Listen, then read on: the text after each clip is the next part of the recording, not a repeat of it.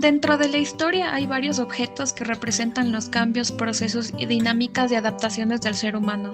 Uno de estos es el calzado, que en esencia y en su forma más genérica es una prenda de vestir que cubre y resguarda el pie.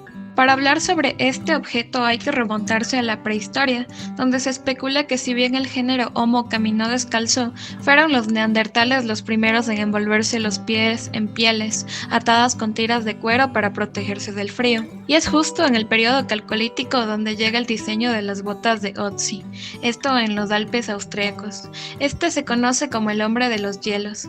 Este sujeto habitó en climas extremadamente fríos y por esta razón el diseño de sus botas sería para evitar congelaciones en los dedos.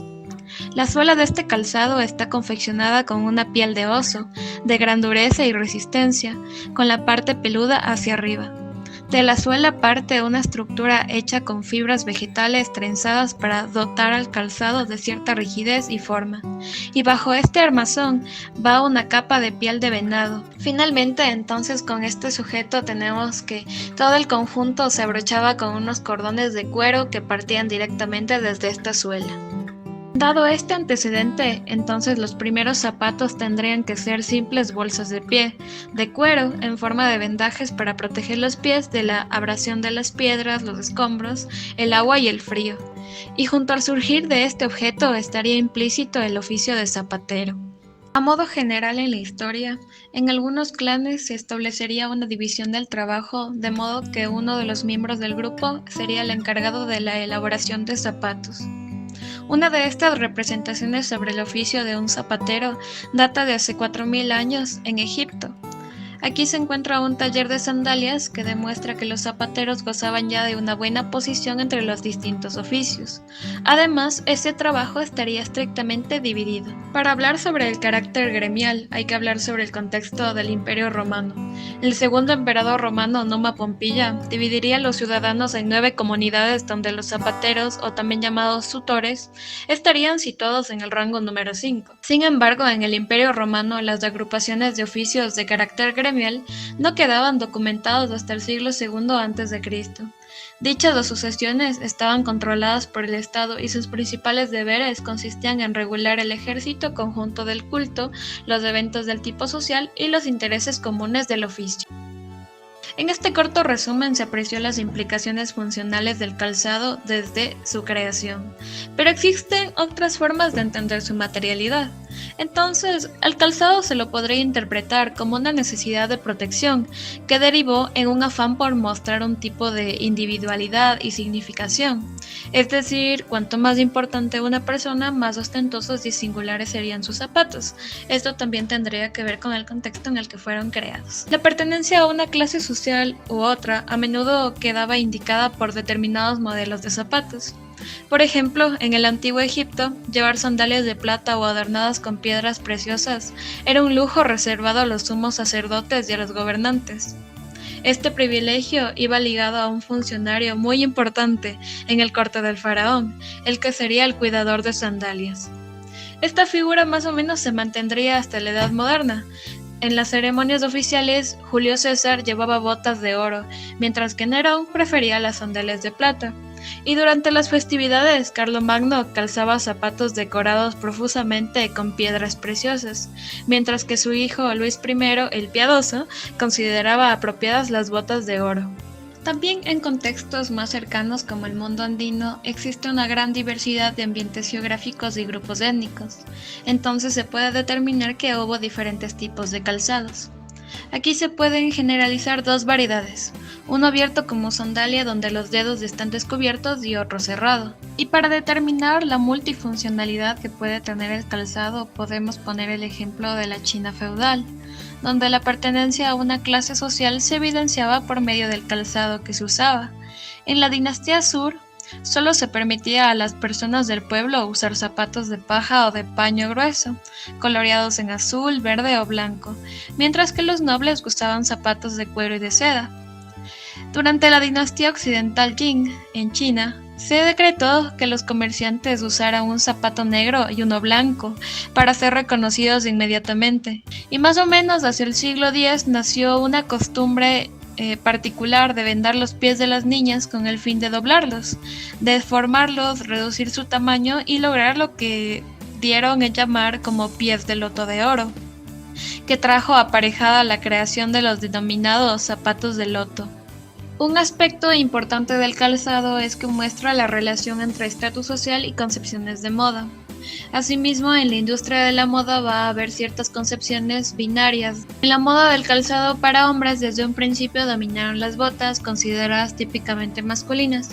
A pesar de ello y de acuerdo con el espíritu de cada época, van a aparecer también zapatos bajos de distintos tipos, que van a tener varios cambios, al igual que la moda femenina. En sí, lo que podemos decir sobre la primera oleada de moda es que fue en Europa durante los siglos XII y XIII. Los cruzados fueron los que introdujeron las versiones modernas de los zapatos de pico que utilizaban los sirios y posteriormente los etruscos, los zapatos de pico.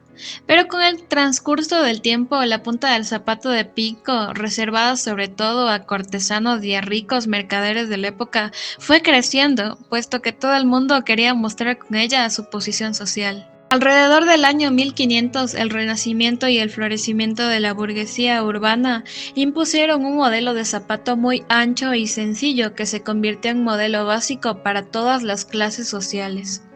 De esta forma, el movimiento que se mostraba contrario a los zapatos cortesanos de pico llegó también a extremos similares. El calzado que utilizaban los burgueses ricos era muy ancho y redondo, y era calificado de forma despectiva de pie de oso o pico de pato. Y en sí, después de un tiempo, una de las características que poseían los zapatos de la época del Renacimiento era la apertura que tenían en la parte superior, esto para que las medias blancas fueran visibles hasta la altura de los dedos.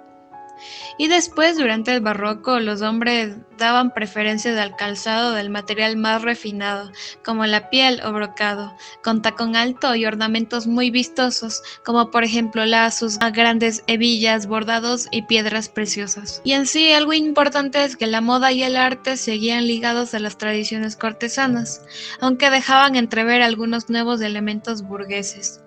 Las confrontaciones bélicas que caracterizaron el siglo XVIII, como la Guerra de Sucesión de España, la Guerra en el Imperio Otomano, la Guerra de la Independencia de Estados Unidos y la Revolución Francesa, van a devolver la importancia a la bota. El espíritu de la moda actual entonces se desarrolló durante la Revolución Francesa, entre 1789 y 1799, con la emancipación de la burguesía. La moda burguesa reflejaba los principios de la revolución, lo que sería la igualdad y fraternidad. Y a partir de entonces los nobles prescindieron de adornos vistosos, se adoptaron colores y formas más discretas, y también el tacón desapareció. Desde principios de la llamada Revolución Industrial, la industria del calzado empieza a consolidarse con el empleo de la mano de obra, la numeración del calzado y el montaje de industrias destinadas a la fabricación. Hay que tomar en cuenta que en sí la industria del calzado no se inició de la misma forma en todo el mundo. Algunos países, dado su desarrollo y cómo se consolidan, son más aventajados que otros en crear los procesos industriales que al principio convivían con la actividad artesanal. Ahora mismo la industria tiene una infinidad de diseños, formas y público al que va dirigido. Puede agruparse por segmentos de productos, tales como zapatos de vestir, zapatillas, zapatos para niños, botas, zapatillas para deportes, calzados especiales o ortopédicos, botas especiales para deportes, en el caso de patinaje, equitación o esquí, y sandalias. Asimismo, hay que tomar en cuenta el suministro de materias primas dentro de la cadena operativa de lo que significa la industria del calzado, donde están la tela, plástico, caucho y cuero como productos principales. Y esto está muy relacionado con los trabajadores de los países donde se fabrican las prendas de fast fashion. Estos suelen trabajar de 14 a 16 horas diarias para cumplir con los plazos que las empresas los ponen. La producción de las prendas se realiza en países que tienen condiciones laborales precarias, generalmente en el sur de Asia, como pueden ser Bangladesh, India, Camboya, Indonesia, Malasia y China. Las pésimas condiciones de trabajo, incluidas despidos, un salario mísero, representan un problema ético y un claro ejemplo de explotación, así como un atentado a los derechos humanos, en los que se encuentran también la explotación laboral infantil y el trabajo forzado. Entonces, si bien vemos que están implícitas todas estas nociones sociales, culturales, funcionales sobre el calzado, hay que tomar en cuenta las nuevas implicaciones sobre la materialidad de esto. La materialidad permite preguntarnos de dónde viene el objeto que estoy utilizando y a dónde se va a ir después. En todo esto que implica una cadena operativa del calzado.